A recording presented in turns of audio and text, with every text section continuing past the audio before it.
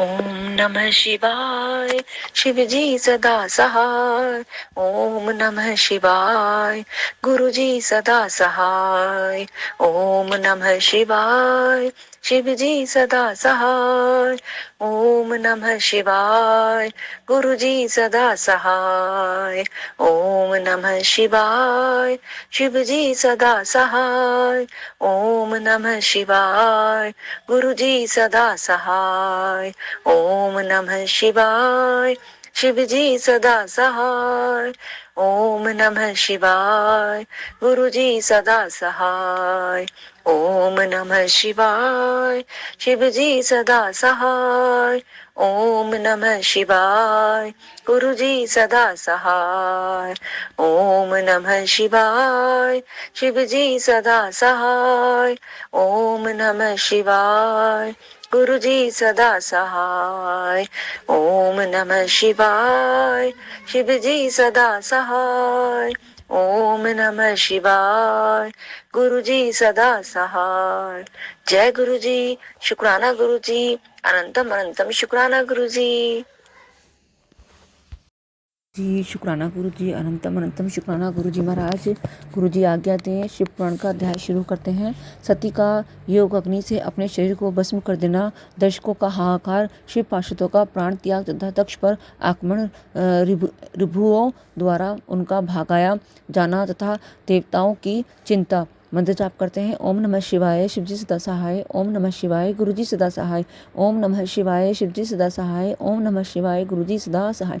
ब्रह्मा जी कहते हैं, नारद मौन हुई। सती देवी अपने पति का सादर स्मरण करके शांत चित्त हो सहसा उत्तर दिशा में भूमि पर बैठ गईं। उन्होंने विधि पूर्वक जल का आचमन करके वस्त्र ओढ़ लिया और पवित्र भाव से आंखें मूंद कर पति का चिंतन करती हुई वे योग मार्ग में स्थित हो गईं। उन्होंने आसन को स्थिर कर प्राणायाम द्वारा प्राण और अपान को एक रूप करके नाभि चक्र में स्थित किया। फिर उदान वायु को बलपूर्वक नाभि चक्र से ऊपर उठाकर बुद्धि के साथ हृदय में स्थापित किया। तत्पश्चात शंकर की प्राणवल्लभा अनिंदिता सती उस हृदय स्थित वायु को कंठ मार्ग से भ्रकुटियों के बीच में ले गईं। इस प्रकार दक्ष पर कुपित हो सहसा अपने शरीर को त्यागने की इच्छा से सती ने अपने पूर्ण अंगों में योग मार्ग के अनुसार वायु और अग्नि की धारणा की। तदनंतर अपने पति के चरणार बिंदों का चिंतन करती हुई सती ने अन्य सब वस्तुओं का ध्यान भुला दिया। उनका चित्त योग मार्ग में स्थित हो गया था, इसलिए वहां उन्हें पति के चरणों के अतिरिक्त और कुछ नहीं दिखाई दिया।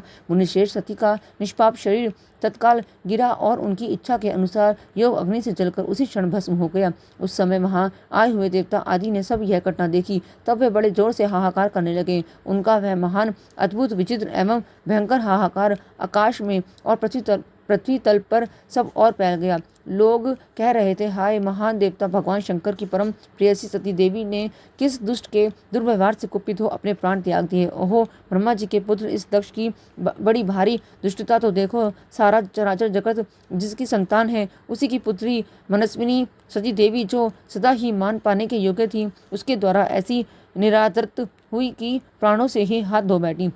भगवान वृषभध्वज की प्रिय सती सदा सभी सत्पुरुषों के द्वारा निरंतर सम्मान पाने की अधिकारिणी थी। वास्तव में उनका हृदय बड़ा ही असहिष्णु है। वह प्रजापति दक्ष ब्राह्मण द्रोही है, इसलिए हमारे सारे संसार में उसे महान अपयश प्राप्त होगा। उसकी अपनी ही पुत्री उसी के अपराध से जब प्राण त्याग करने को उद्यत हो गई, तब भी उस महानरक भोगी शंकर द्रोही ने उसे रोका तक नहीं। जिस समय सब लोग ऐसा कह रहे थे, उसी समय शिवजी के पार्षद सती का यह अद्भुत प्राण त्याग देख तुरंत ही क्रोधपूर्वक अस्त्र शस्त्र ले दक्ष को मारने के लिए उठ खड़े हुए। यज्ञ मंडप के द्वार पर खड़े हुए वे भगवान शंकर के समस्त 60,000 पार्षद, जो बड़े भारी बलवान थे, अत्यंत रोष से भर गए और हमें धिक्कार है ऐसा कहते हुए भगवान शंकर के गणों के वे सभी वीर युद्धपति बारंबार उच्च स्वर से हाहाकार करने लगे। देवर्षि कितने ही पार्षद तो वहां शोक से ऐसे व्याकुल हो गए कि वे अत्यंत तीखे प्राण नाशक शस्त्रों द्वारा अपने ही मस्तक और मुख आदि अंगों पर आघात करने लगे। इस प्रकार 20,000 पार्षद उस समय दक्ष कन्या सती के साथ ही नष्ट हो गए। वह एक अद्भुत सी बात हुई। नष्ट होने के बचे हुए महात्मा शंकर के वे प्रथम गण क्रोध युक्त दक्ष को मारने के लिए हथियार लिए उठ खड़े हुए। मुने उन आक्रमणकारी पार्षदों का वेग देखकर भगवान भृगु ने यज्ञ में विघ्न डालने वालों का नाश करने के लिए नियत अपहता असुरः रक्षासि वेदिशदः। इस यजुर्मंत्र से दक्षिणाग्नि में आहुति दी। भृगु के आहुति देते ही यज्ञ कुंड में से रभु नामक सहस्रों महान देवता जो बड़े प्रबल वीर थे वहां प्रकट हो गए। मुनीश्वर उन सबके हाथ में जलती हुई लकड़ियां थीं। उनके साथ प्रथम गणों का अत्यंत विकट युद्ध हुआ जो सुनने वालों के लिए भी रोंगटे खड़े कर देने वाला था। उन ब्रह्म तेज से संपन्न महावीर ऋभुओं की इस सब और से ऐसी मार पड़ी जिससे प्रथम गण बिना अधिक प्रयास के ही भाग खड़े हुए। इस प्रकार उन देवताओं ने उन शिव गणों को तुरंत मार भगाया। यह अद्भुत सी घटना भगवान शिव की महाशक्तिमती इच्छा से ही हुई। वह सब देखकर ऋषि इंद्रादि देवता मरुदगण विश्वदेव अश्विनी कुमार और लोकपाल चुप ही रहे। कोई सब और से आकर वहां भगवान विष्णु से प्रार्थना करते थे कि किसी तरह विघ्न टल जाए। वे उद्वग्नि को हो बारंबार विघ्न निवारण के लिए आपस में सलाह करने लगे। प्रथम गणों के नाश होने और भगाए जाने से जो भावी परिणाम होने वाला था उसका भली भांति विचार करके उत्तम बुद्धि वाले श्री विष्णु आदि देवता अत्यंत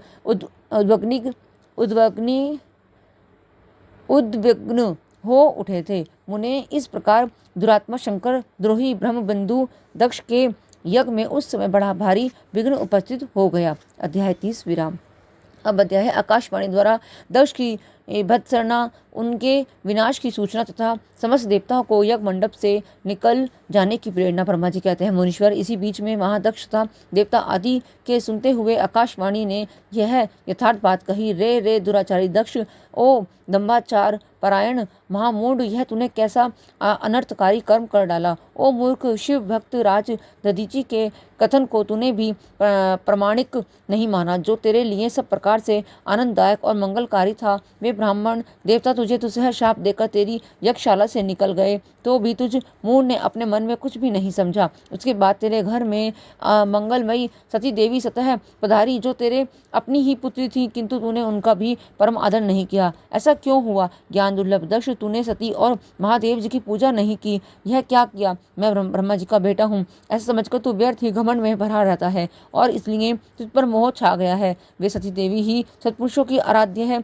देवी हैं अथवा सदा आराधना करने के योग्य हैं। वे समस्त पुण्यों का फल देने वाली, तीनों लोकों की माता, कल्याण स्वरूपा और भगवान शंकर के आधे अंग में निवास करने वाली हैं। वे सती देवी ही पूजित होने पर सदा संपूर्ण सौभाग्य प्रदान करने वाली हैं। वे ही महेश्वर की शक्ति हैं और अपने भक्तों को सब प्रकार के मंगल देती हैं। वे सती देवी ही पूजित होने पर सदा संसार का भय दूर करती हैं, मनोवांछित फल देती हैं तथा वे ही समस्त उपद्रवों को नष्ट कर देने वाली हैं। वे सती ही सदा पूजित होने पर कीर्ति और संपत्ति प्रदान करती हैं। वे ही पराशक्ति तथा भोग और मोक्ष प्रदान करने वाली परमेश्वरी हैं। वे सती ही जगत को जन्म देने वाली माता, जगत की रक्षा करने वाली अनादि शक्ति और प्रलय काल में जगत का संहार करने वाली है। वे जगन माता सती ही भगवान विष्णु की माता रूप से सुशोभित होने वाली तथा ब्रह्मा, इंद्र, चंद्र, अग्नि एवं सूर्यदेव आदि की जननी मानी गई हैं। वे सती ही तप, धर्म और दान आदि का फल देने वाली हैं। वे ही शंभु शक्ति महादेवी हैं तथा दुष्टों का हनन करने वाली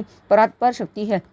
ऐसी महिमा वाली सती देवी, जिनकी सदा प्रिय धर्मपत्नी है, उन भगवान महादेव को तूने यज्ञ में भाग नहीं दिया। अरे तू कैसा मूढ़ और कुविचारी है। भगवान शिव ही ये सबके स्वामी तथा परात्पर परमेश्वर हैं। वे समस्त देवताओं के सम्यक सेव्य हैं और सबका कल्याण करने वाले हैं। इन्हीं के दर्शन की इच्छा से सिद्ध पुरुष तपस्या करते हैं और इन्हीं के साक्षात्कार की अभिलाषा मन में लेकर योगी लोग योग साधना में प्रवृत्त होते हैं। अनंत धन, धान्य और याग आदि का सबसे महान फल यही बताया गया है कि भगवान शंकर का दर्शन सुलभ हो। शिव ही जगत का धारण पोषण करने वाले हैं। वे ही समस्त विद्याओं के पति एवं सब कुछ करने में समर्थ हैं। आदि विद्या के श्रेष्ठ स्वामी और समस्त मंगलों के भी मंगल वे ही हैं। दुष्ट दक्ष, तूने उनकी शक्ति का आज सत्कार नहीं किया, इसलिए इस यज्ञ का विनाश हो जाएगा। पूजनीय व्यक्तियों की पूजा न करने से अमंगल होता ही है। तूने परम पूज्य शिव स्वरूपा सती का पूजन नहीं किया है। शेषनाग अपने सहस्त्र मस्तकों से प्रतिदिन प्रसन्नता पूर्वक जिनके चरणों की रज धारण करते हैं, उन्हीं भगवान शिव की शक्ति सती देवी थी, जिनके चरण कमलों का निरंतर ध्यान और सदा सादर पूजन करके ब्रह्मा जी ब्रह्म तत्व को प्राप्त हुए हैं। उन्हीं भगवान शिव की प्रिय पत्नी सती देवी थी, जिनके चरण कमलों का निरंतर ध्यान और सादर पूजन करके इंद्र आदि लोकपाल अपने उत्तम पद को प्राप्त हुए हैं। वे भगवान शिव संपूर्ण जगत के पिता हैं और शक्ति स्वरूपा सती देवी जगत की माता कही गई हैं। मूढ़ दक्ष, तूने उन माता पिता का सत्कार नहीं किया, फिर तेरा कल्याण कैसे होगा। तुझ पर दुर्भाग्य का आक्रमण हो गया है और विपत्तियां टूट पड़ी, क्योंकि तूने उन भवानी सती और भगवान शंकर की भक्ति भाव से आराधना नहीं की है। कल्याणकारी शंभु का पूजन न करके भी मैं कल्याण का भागी हो सकता हूँ, यह तेरा कैसा गर्व है। वह दुर्वार गर्व आज नष्ट हो जाएगा। इन देवताओं में से कौन सा ऐसा है जो सर्वेश्वर शिव के विमुख होकर तेरी सहायता करेगा। तुझे जो तो ऐसा कोई देवता नहीं दिखाई देता। यदि देवता उस समय तेरी सहायता करेंगे तो जलती आग से खेलने वाले पतंगों के समान नष्ट हो जाएंगे। आज तेरा मुंह जल जाए, तेरे यज्ञ का नाश हो जाए और जितने तेरे सहायक हैं वे भी आज शीघ्र ही जल मरें। इस दुरात्मा दक्ष की जो सहायता करने वाले हैं उन समस्त देवताओं के लिए आज शपथ है, वे तेरे अमंगल के लिए ही तेरी सहायता के विरत हो जाएंगे। समस्त देवता आज इस यज्ञ मंडप से निकलकर अपने अपने स्थान को चले जाएं, अन्यथा सब लोगों का सब प्रकार से नाश हो जाएगा।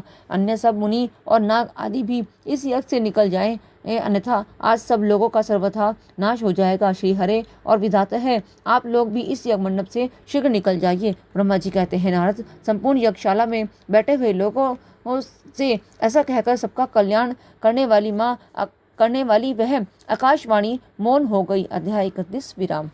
अब अध्याय है, गणों के मुख से और नारद से भी सती के दग्ध होने की बात सुनकर दक्ष पर कुपित हुए शिव का अपनी जटा से वीरभद्र और महाकाली को प्रकट करके उन्हें यज्ञ विध्वंस करने और विरोधियों को जला डालने की आज्ञा देना। ब्रह्मा जी कहते हैं, नारद, वह आकाशवाणी सुनकर सब देवता आदि भयभीत तथा विस्मित हो गए। उनके मुख से कोई बात नहीं निकली। वे इस तरह खड़े या बैठे रह गए मानो उन पर विशेष मोह छा गया हो। भृगु के मंत्र बल से भाग जाने के कारण वो वीर शिवगण नष्ट होने से बच गए थे। वे भगवान शिव की शरण में गए। उन सब ने अमित तेजस्वी भगवान रुद्र को भली भांति सादर प्रणाम करके वहां यज्ञ में जो कुछ हुआ था वह सारी घटना उन्हें कह सुनाई। गण बोले, महेश्वर, दक्ष बड़ा दुरात्मा और घमंडी है। उसने वहां जाने पर सती देवी का अपमान किया और देवताओं ने भी उनका आदर नहीं किया। अत्यंत गर्व से भरे हुए उस दुष्ट दक्ष ने आपके लिए यज्ञ में भाग नहीं दिया, दूसरे देवताओं के लिए दिया और आपके विषय में उच्च स्वर से दुर्वचन कहे। प्रभु, यज्ञ में आपका भाग न देखकर सती देवी कुपित हो उठी और पिता की बारंबार निंदा करके उन्होंने तत्काल अपने शरीर को योग अग्नि द्वारा जलाकर भस्म कर दिया। यह देख 10,000 से अधिक पार्षद लज्जावश शस्त्रों द्वारा अपने ही अंगों को काट काट कर वहां मर गए। शेष हम लोग दक्ष पर कुपित हो उठे और सबको भय पहुंचाते हुए वेग पूर्वक उस यज्ञ का विध्वंस करने को उद्यत हो गए, परंतु विरोधी भृगु ने अपने प्रभाव से हमें तिरस्कृत कर दिया। हम उनके मंत्र बल का सामना न कर सके। प्रभु विशंभर वे ही हम लोग आज आपकी शरण में आए हैं। दयालो, वहां प्राप्त हुए भय से आप हमें बचाइए, निर्भय कीजिए। महाप्रभु, उस यज्ञ में दक्ष आदि सभी दुष्टों ने घमंड में आकर आपका विशेष रूप से अपमान किया है। कल्याणकारी शिव, इस प्रकार हमें अपना सती देवी का और मूढ़ बुद्धि वाले दक्ष आदि का भी सारा वृतांत कह सुनाया। अब आपकी जैसी इच्छा हो वैसा करें। ब्रह्मा जी कहते हैं कि नारद, अपने पार्षदों की यह बात सुनकर भगवान शिव ने वहां की सारी घटना जानने के लिए शीघ्र ही तुम्हारा स्मरण किया। देवर्षे, तुम दिव्य सृष्टि से संपन्न हो, अतः भगवान के स्मरण करने पर तुम तुरंत वहां आ पहुंचे और शंकर जी को भक्तिपूर्वक प्रणाम करके खड़े हो गए।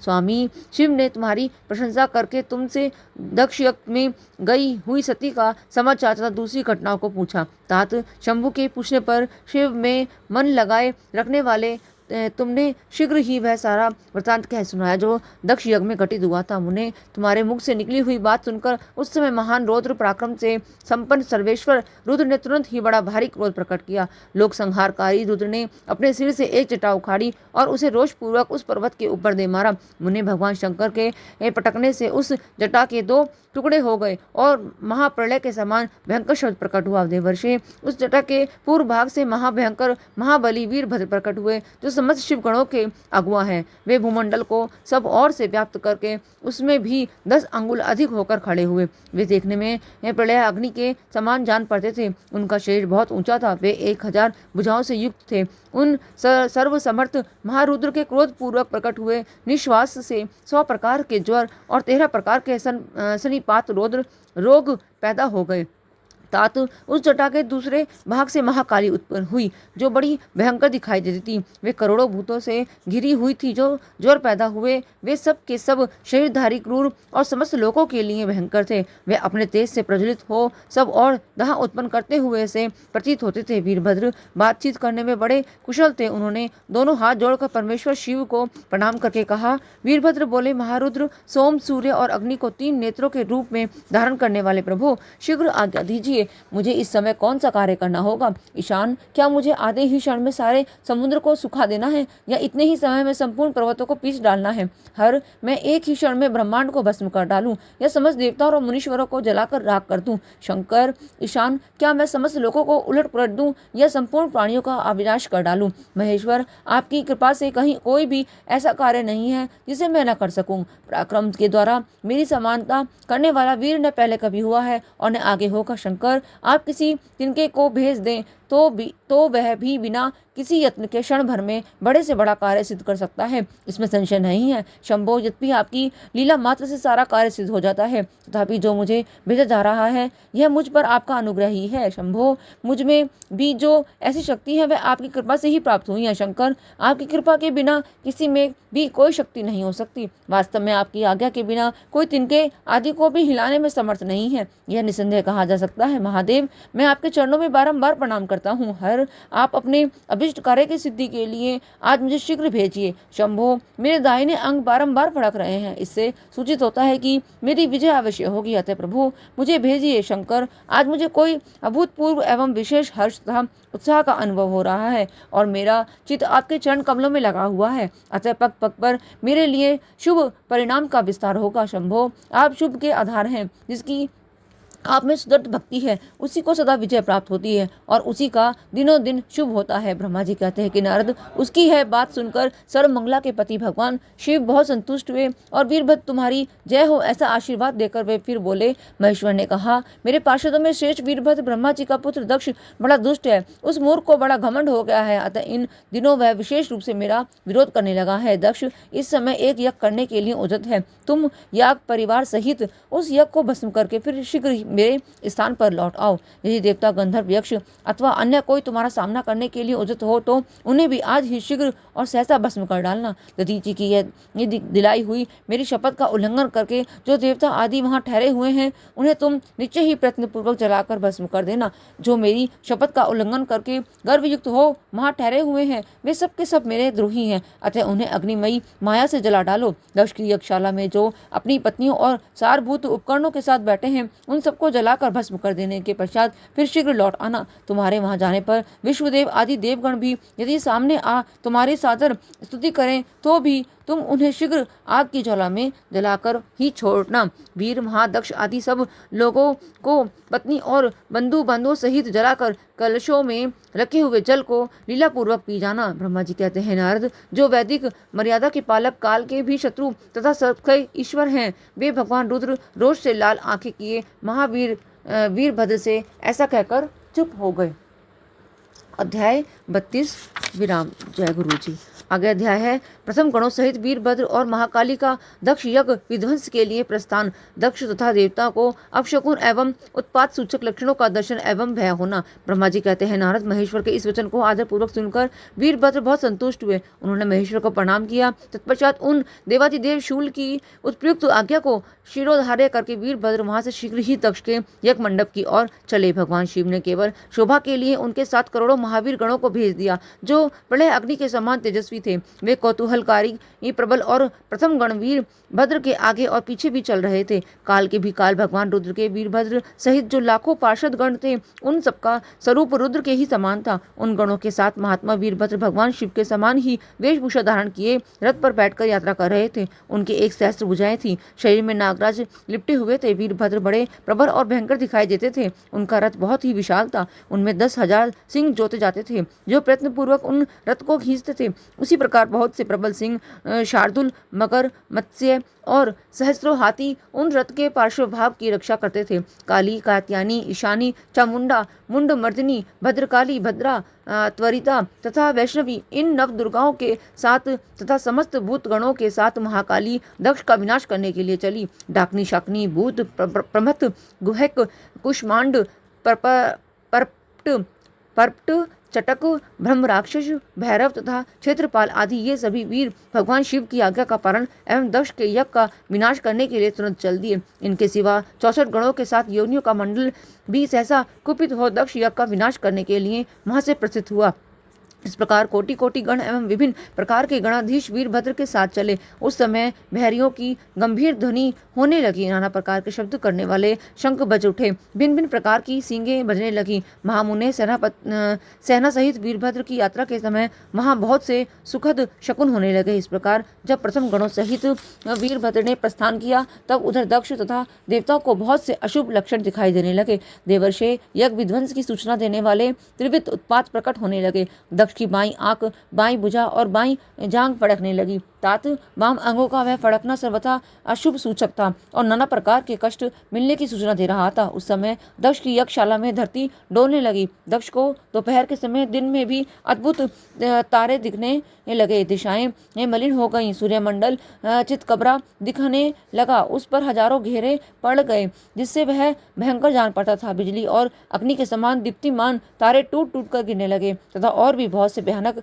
अपशकुन होने लगे। इसी बीच में वहां आकाशवाणी प्रकट हुई, जो संपूर्ण देवताओं और विशेषतः दक्ष को अपनी बात सुनाने लगी। आकाशवाणी बोली, ओ दक्ष, आज तेरे जन्म को धिक्कार है। तू महामूढ़ और पापात्मा है। भगवान हर की ओर से जो आज तूने महान दुख प्राप्त होगा, जो किसी तरह टल नहीं सकता। अब यहाँ तेरा हाहाकार भी नहीं सुनाई देगा। जो मूल देवता आदि तेरे यज्ञ में स्थित हैं, उनको भी महान दुख होगा, इसमें संशय नहीं है। ब्रह्मा जी कहते हैं, मुने, आकाशवाणी की है बात सुनकर और पूर्वोक्त अशुभ सूचक लक्षणों को देखकर दक्ष तथा दूसरे देवता आदि को भी अत्यंत भय प्राप्त हुआ। उस समय दक्ष मन ही मन अत्यंत व्याकुल हो कांपने लगे और अपने प्रभु लक्ष्मीपति भगवान विष्णु की शरण में गए। वे भय से अधीर हो बेसुध हो रहे थे। उन्होंने स्वजन वत्सल देवाधिदेव भगवान विष्णु को प्रणाम किया और उनकी स्तुति करके कहा। अध्याय 33-34 विराम। जय गुरु जी, शुक्राना गुरु जी।